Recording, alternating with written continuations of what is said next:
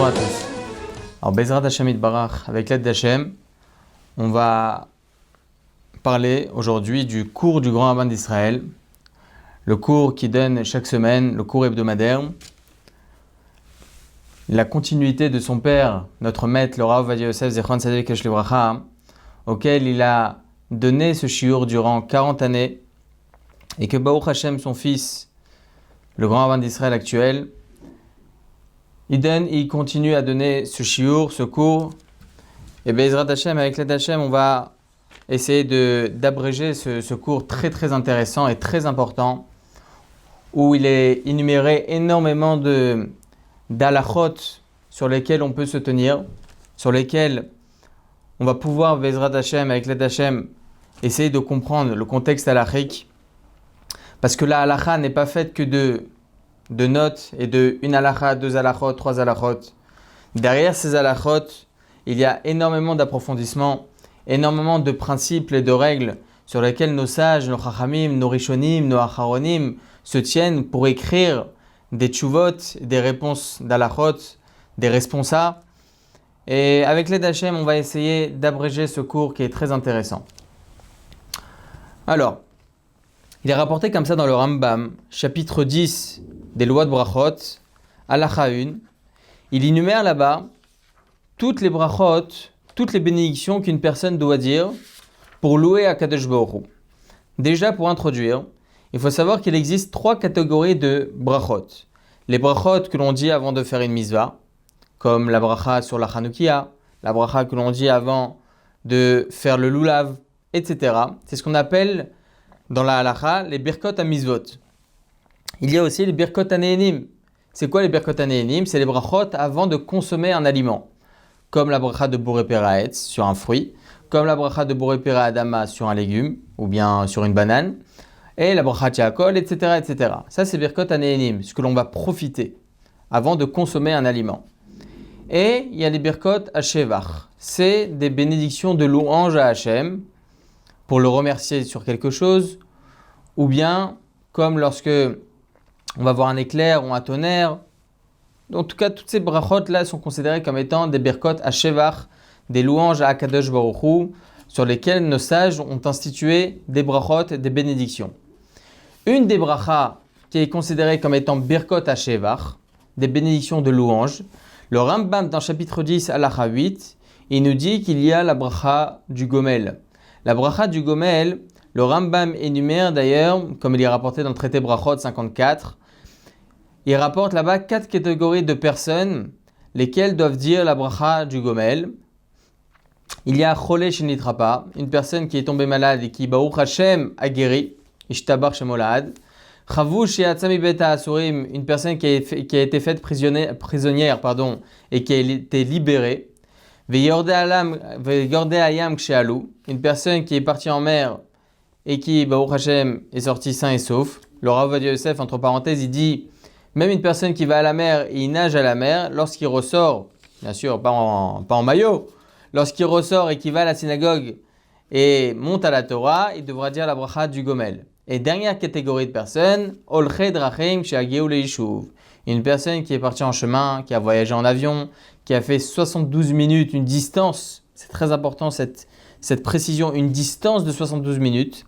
C'est une distance qui est affiliée aussi à une durée.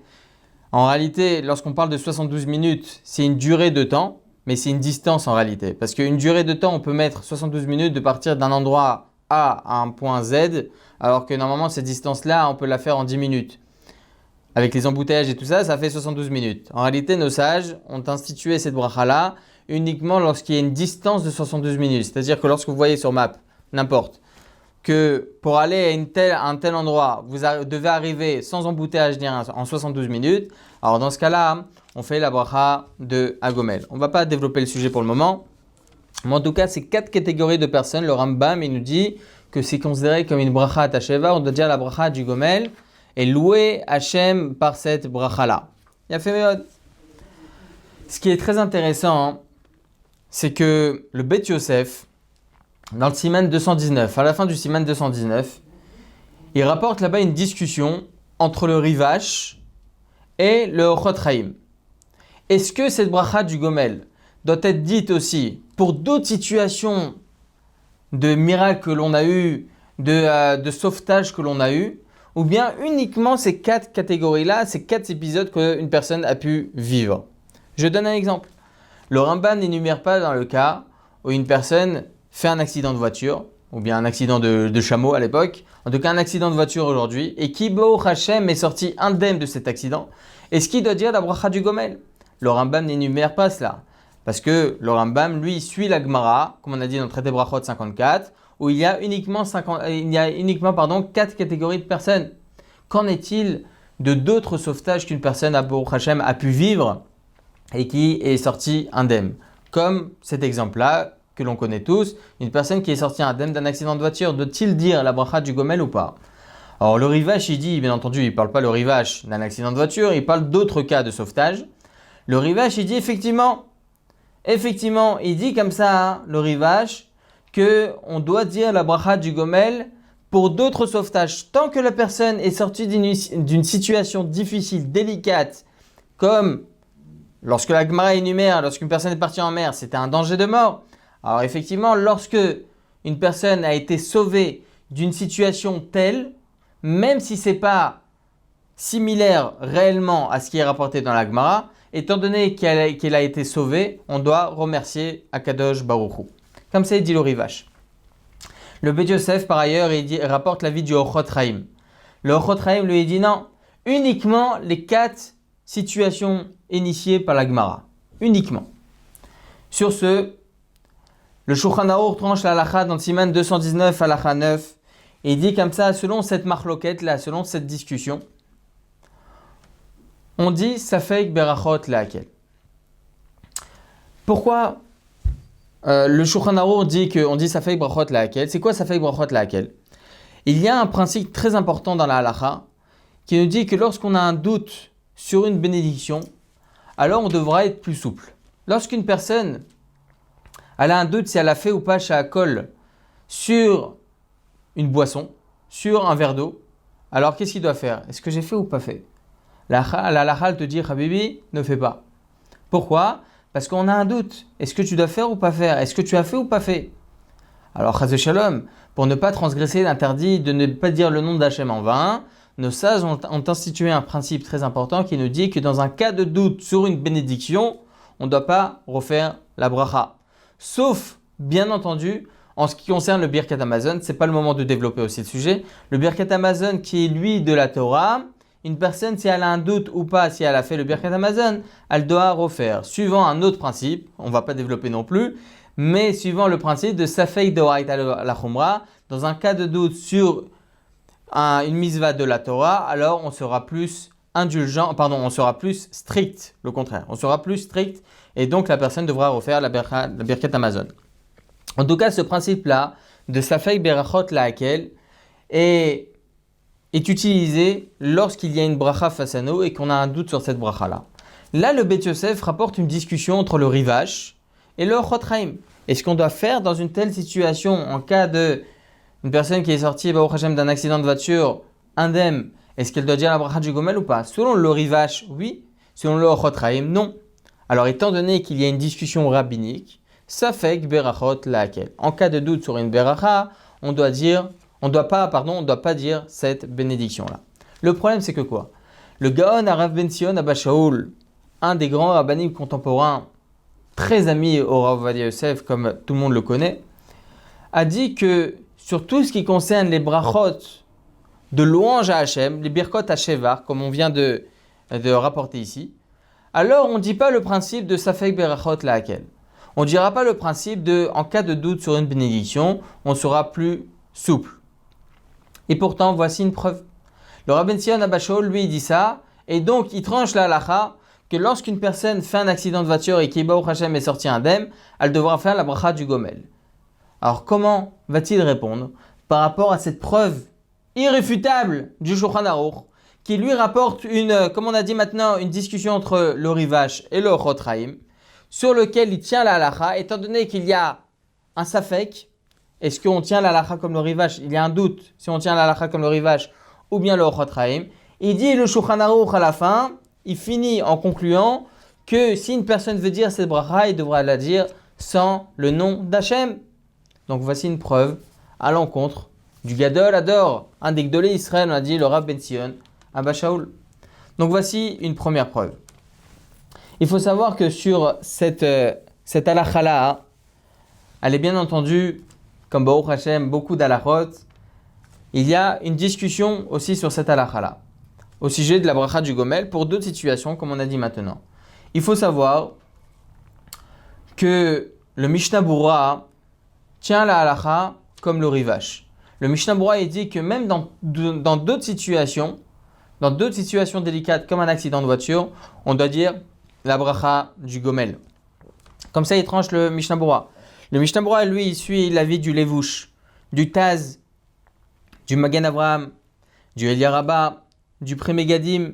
Et comme ça, on l'a coutume, les communautés ashkénazes, de suivre tous ces avis qui étaient ashkénazes, de suivre l'avis donc du Rivash, de dire la bracha du Gomel pour d'autres situations de sauvetage. Mais à contrario, on a aussi l'avis du Chida, l'avis du Zechor Avraham, du Chesed Alafim, du Ben Ishraï, du Yalkut Yosef, qui eux, séfarades, disent que la halakha doit être tenue obligatoirement comme le Shulchan Aruch. Encore une fois, le principe de Safek Berachot Lehakel, comme on vient d'expliquer ce principe-là, Safek Berachot Lehakel, il est très important. Pour quelle raison? Les Ashkenazim, eux, ils ont l'avis du Mishnah Berurah. Ils ont un klal, ils ont aussi des généralités, ils suivent l'avis du Mishnah Berurah parce que telle est leur position halachique. Donc eux, il n'y a aucun problème. Mais pour nous, en tant que séfarades, on a le Shulchan Aruch. Le Shulchan Aruch, lui, il dit que même si une personne veut dire cette bracha-là, elle devra la dire sans le nom d'Hachem. Il faut savoir que ce principe-là de Safek Berachot Lehakel, pourquoi il est très important? Pourquoi on ne dit pas aussi que lorsque le Shulchan Aruch il tient une halakha, il tient une position halachique dans les lois de Shabbat, qui est aussi auteur donc de discussions halachiques, et le Shulchan Aruch, lui, il tient à être plus souple sur une halakha de Shabbat, pourquoi on ne devrait pas être aussi plus strict?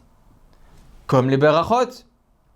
Alors il faut savoir que les Mefarshim expliquent que spécifiquement sur les lois de brachot, il faut être même strict à l'encontre du Shulchan Aruch.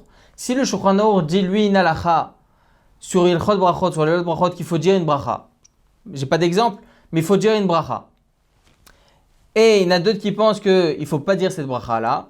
Dans certaines situations, il faut savoir que on ne tiendra pas la vie comme le Shulchan Aruch. Pour quelle raison? Encore une fois, selon ce principe. Safek Berachot Lehakel. En cas de doute sur une beracha, on devrait être plus souple.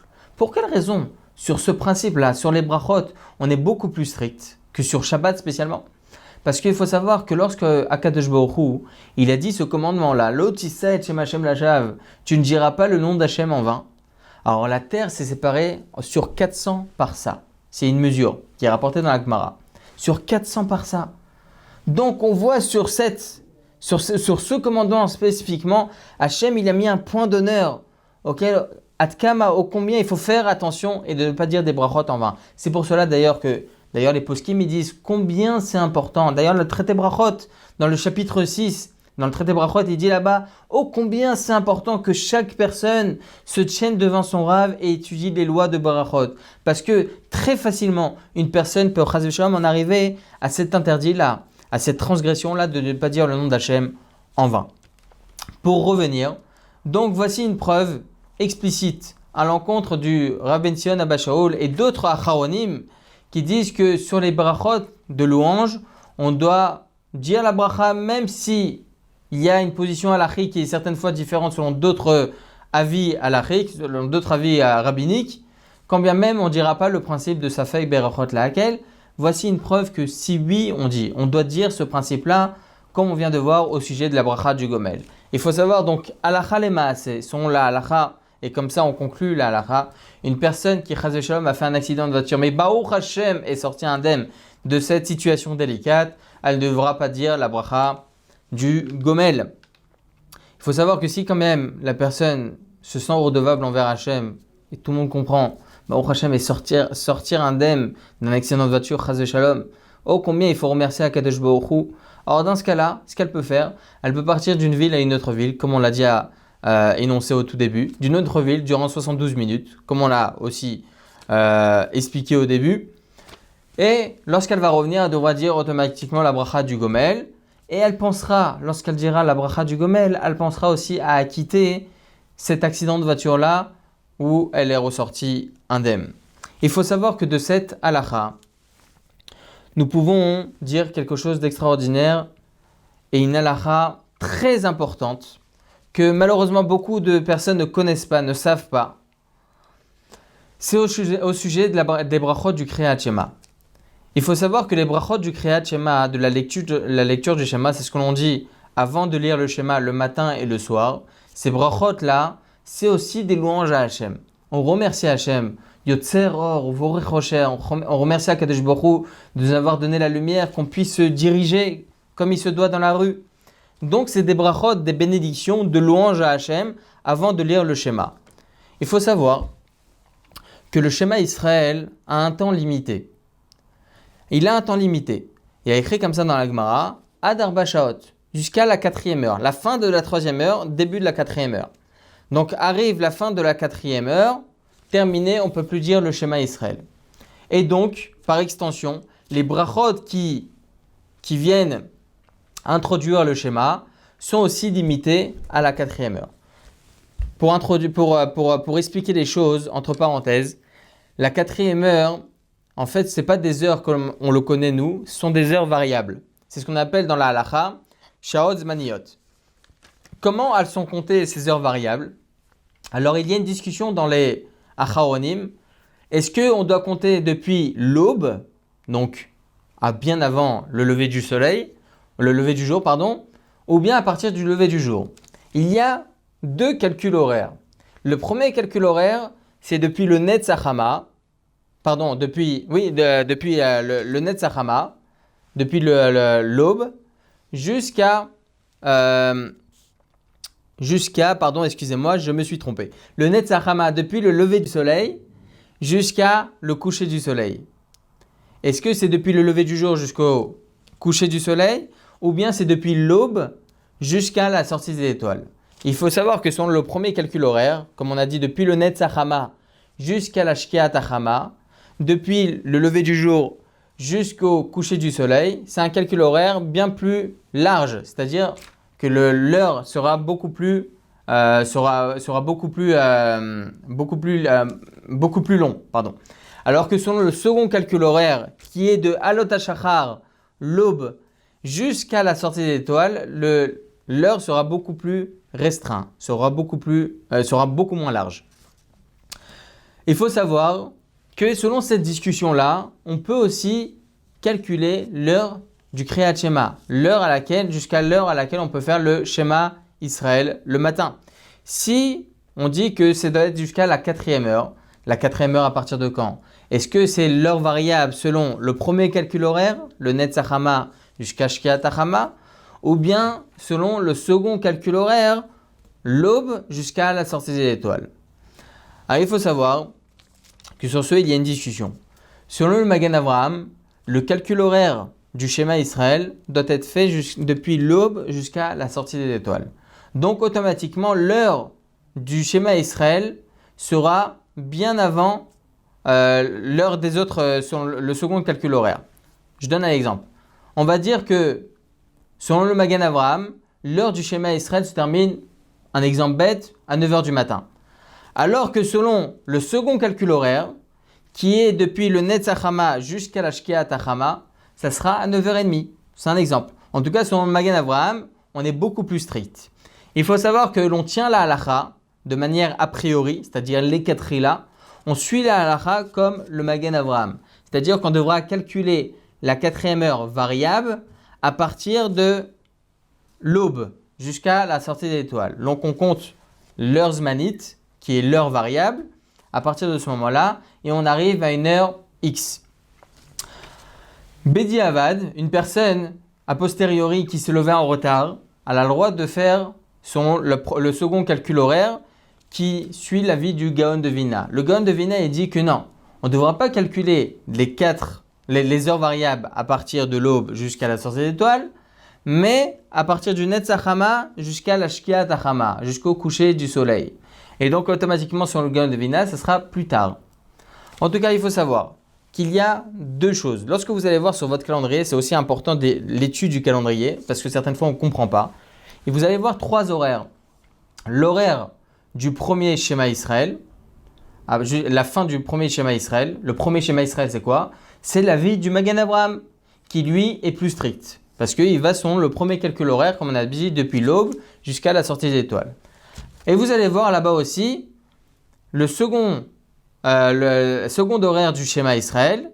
Ce sera plus tard. Ça suit là la vie du Gaon de Vina, qui lui pense que ce calcul horaire, l'heure variable, est compté depuis le lever du soleil jusqu'au coucher du soleil. Le lever du jour jusqu'au coucher du soleil.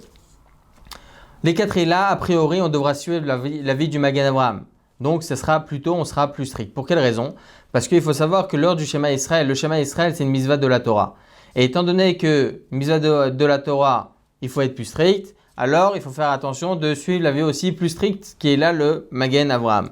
Dans le cas où une personne s'est levée très en retard, ou bien le Shabbat matin, ça a été difficile, et ils n'ont pas eu le temps de faire le schéma Israël avant, alors on peut suivre la vie aussi du Gaon de Mivilna.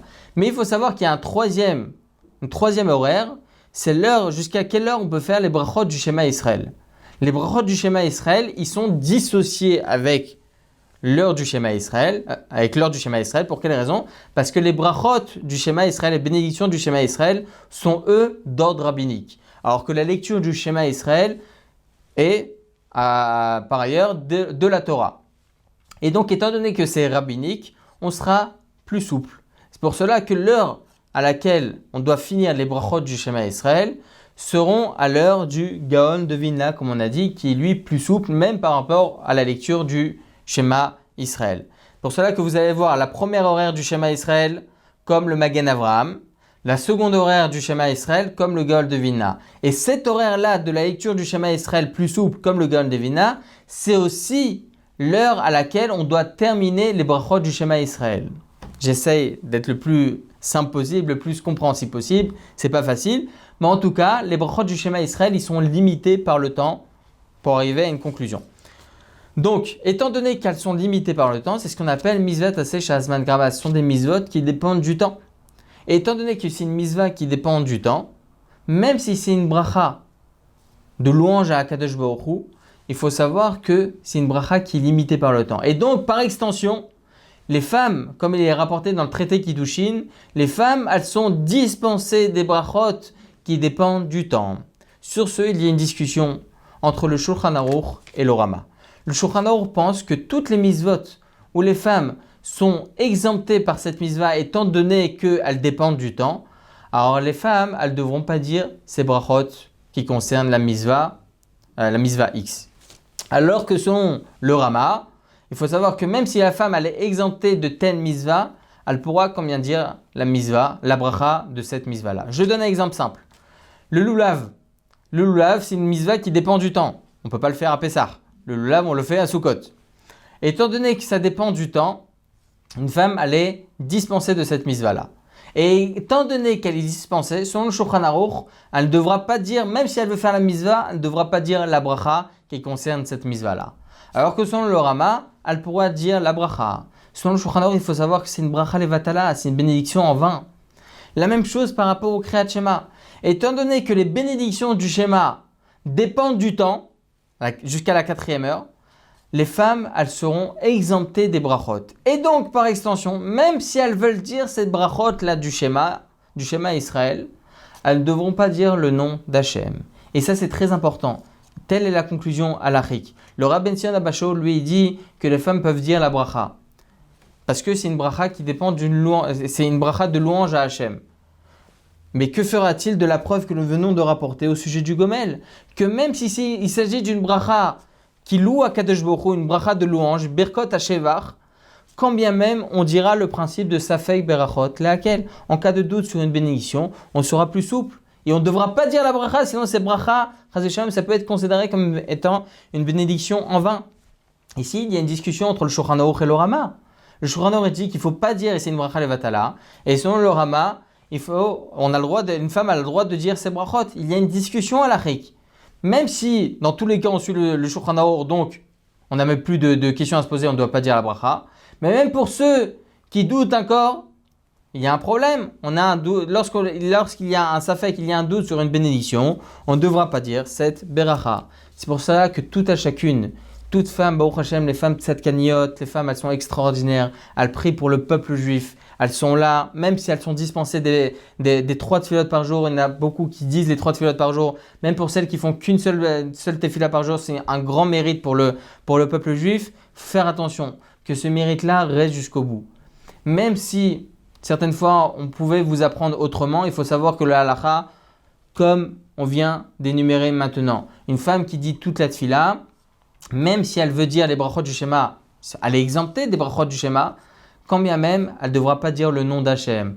Lorsqu'elle fera Yotzer Or Baour, Yotzer Or ou Vorechosher, et non pas avec le nom d'Hachem. La même chose par rapport à Ashkivenu, c'est les brachot qui suivent le Shema Israël du soir, Ashkivenu ou bien Emet Viatziv, Gal Israël.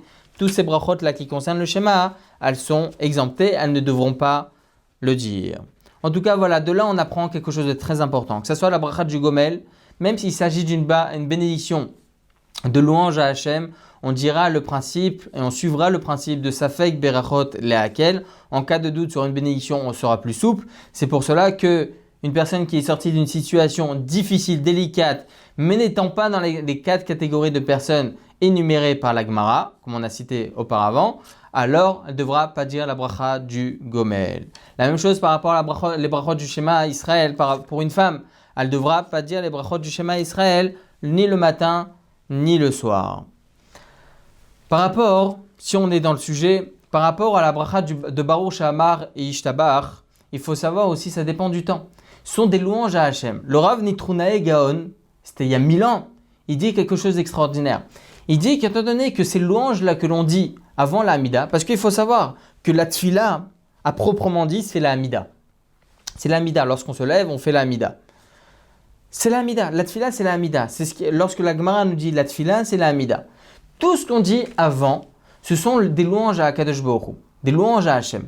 Le Rav Nitrunae Gaon, il nous dit, pourquoi on dit des louanges à Hachem avant la tfila? C'est parce qu'on ne peut pas venir devant le roi et lui dire, allez, donne-moi la santé, donne-moi la parnassa, donne-moi tout ce que je veux, avant de le louer.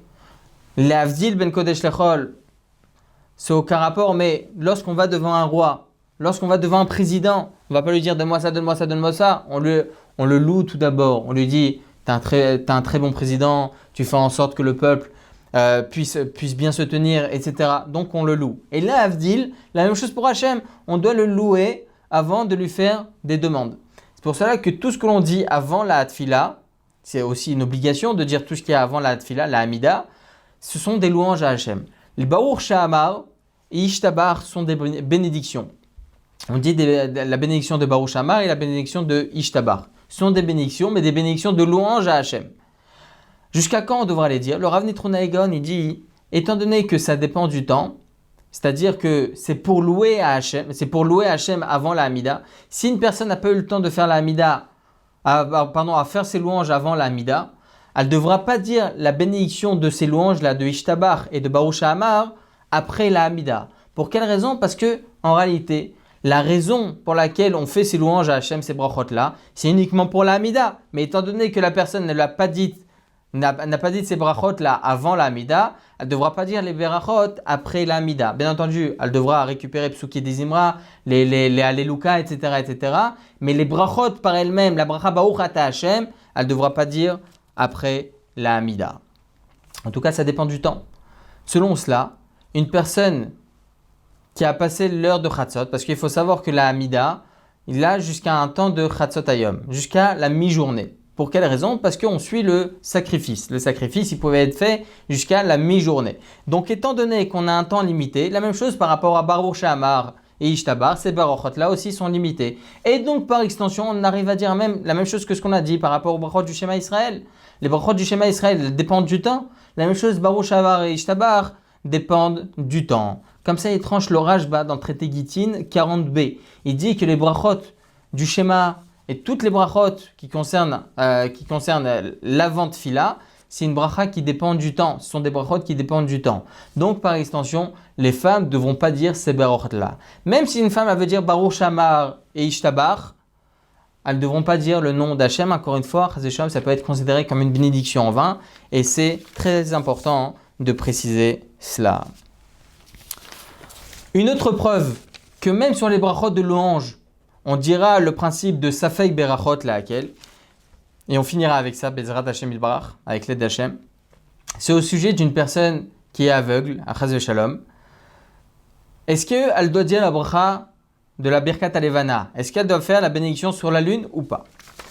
Alors il y a une discussion à ce sujet. Le Maharshal, qui est à peu près il y a 250 ans, 300 ans, il dit qu'une personne qui est aveugle, Chas v'Shalom, devra elle aussi dire la bracha Birkat Alevana, la bénédiction sur la lune. Pour quelle raison? Il dit c'est différent de ce que dit le Rahavaya. C'est aussi un des poskim. Le Rahavaya, il dit qu'une personne qui est aveugle, il ne devra pas dire la bracha de Boré Moraesh. Durant la Havdalah, la bénédiction sur le feu, sur la flamme, une personne qui est aveugle ne devra pas faire cette bracha-là. Pour quelle raison? Parce que la flamme, on doit en profiter. Pour quelle raison? Pour différencier entre deux pièces. Entre une pièce de 1 euro et une pièce de 2 euros. Okay, une pièce de 5 shekels ou une pièce de 10 shekels. Pour différencier. Et étant donné que c'est pour différencier entre deux pièces de monnaie, okay, c'est au point de voir deux pièces de monnaie, donc ça dépend de la vision. Cette bracha-là donc dépend de la vision. C'est pour ça qu'une personne qui est aveugle, Chas v'Shalom, ne devra pas dire la bracha de Boré Moré Haesh durant la Havdalah. Il dit le Maharshal, c'est différent pour la bracha de la lune, la bénédiction de la lune. Pour quelle raison? Parce que ça ne dépend pas de la vision par elle-même, ça dépend du fait qu'elle a été renouvelée cette lune-là. Étant donné qu'elle a été renouvelée, on remercie Hachem de l'avoir renouvelée. Mais sur ça, il faut savoir que le Magen Avraham, le Pri Chadash, Rabbi Yehuda Ayash, donc le Magen Avraham, le Pri Chadash, Rabbi Yehuda Ayash, il tranche la halakha comme le Maharshal qu'une personne qui est aveugle devra dire lui aussi la bénédiction de la lune. Mais à contrario, on a l'avis du Radbaz et du Maharikash, qui eux disent quelle est la différence, que ce soit par rapport à la Birkat Alevana ou que ce soit par rapport au Boré Moaresh à la Havdalah, c'est quelque chose qui dépend de la vision de la personne. On sait très bien que lorsqu'on ne voit pas la lune, c'est complètement obstrué par les nuages. On ne doit pas dire la Birkat Alevana si on ne la voit pas. Donc on voit que c'est quelque chose qui dépend de la vision de la personne. Étant donné que là aussi, il y a une discussion entre le Maharshal et le Radbaz et le Maharikash, on tient le principe de Safek Berachot laquelle. En cas de doute sur une bénédiction, on sera plus strict. D'ailleurs, comme ça, il tranche le Chida, le Shalmei Tzibour, Rabbi Israq Aboulafia, dans son livre Penei Israq, le Rav Bedoved, le Pri Chadash, Rabbi Yosef Chaim, le Ben Ishraï, Rabbi Yosef Yedid, Rabbi Chaim Faladi, le Kafa Chaim, le Yalkut Yosef, tranche la halakha, étant donné qu'il y a un doute sur cette bénédiction, est-ce qu'on suit le Maharshal qu'on doit dire la bracha, on suit le Maharikash et le Radbaz qu'on ne doit pas dire la bracha, étant donné qu'il y a une discussion halachique, en cas de doute sur une bénédiction, on sera plus souple et on ne devra pas dire cette beracha-là. Donc encore une fois, même si la Birkat Alevana, c'est pour remercier Hachem, c'est une bracha qui concerne une louange à Hachem. C'est pas la bracha d'une misva, c'est pas la bracha avant de consommer quelque chose, c'est une Birkat Hashevar, c'est pour louer Hachem. On dit là aussi le principe de Safek Berachot laquelle. Donc encore une fois, même sur les berachot qui concernent une louange à Hachem, on dira ce principe-là. Pour conclure la halakha, que ce soit par rapport à la bracha du Gomel, seules les 4 catégories de personnes qu'on a énumérées au début devront dire la bracha du Gomel. Une personne qui est sortie d'un accident de voiture, Baruch Hashem, il doit remercier Hachem, ne devra pas dire la bracha du Gomel. Même chose pour d'autres cas, d'autres catégories de sauvetage, ne devra pas dire la bracha du Gomel, uniquement les 4 catégories qui sont rapportées par la Gemara et le Rambam. Par rapport à Mitzvah de Kriyat Shema, étant donné que ça dépend du temps, même si c'est pour louer Hachem, on dira Safek Berachot laquelle. C'est pour cela qu'une femme ne devra pas dire les brachot du Shema Israël, ni les brachot de Baruch Shamar et de Ishtabar. Et pour conclure, une personne qui est Chas v'Shalom aveugle, alors elle ne devra pas dire la Birkat Alevana parce que sur cela aussi, étant donné qu'il y a une discussion, est-ce que cet aveugle-là doit dire ou pas la bracha, alors en cas de doute sur une bénédiction, on sera plus souple et on ne devra pas dire la bracha. Baruch Adonai Leolam, Amen ve Amen. Les éditions Torah Box, c'est des dizaines et des dizaines de livres pour les petits comme les plus grands, sur tous les sujets de la vie juive et abordés de manière accessible à tous. Paracha, histoire pour les enfants, construction personnelle, couple, Shabbat, fête juive, biographie. Chaque mois, c'est 2 nouveaux livres édités, vendus au prix les moins chers du marché et livrés partout dans le monde. Il vous suffit de les commander sur le site Torah Box à tout moment, pour les offrir à votre communauté, à vos proches ou pour renforcer vos connaissances avant les fêtes. Les éditions Torah Box, des livres sur mesure pour vous.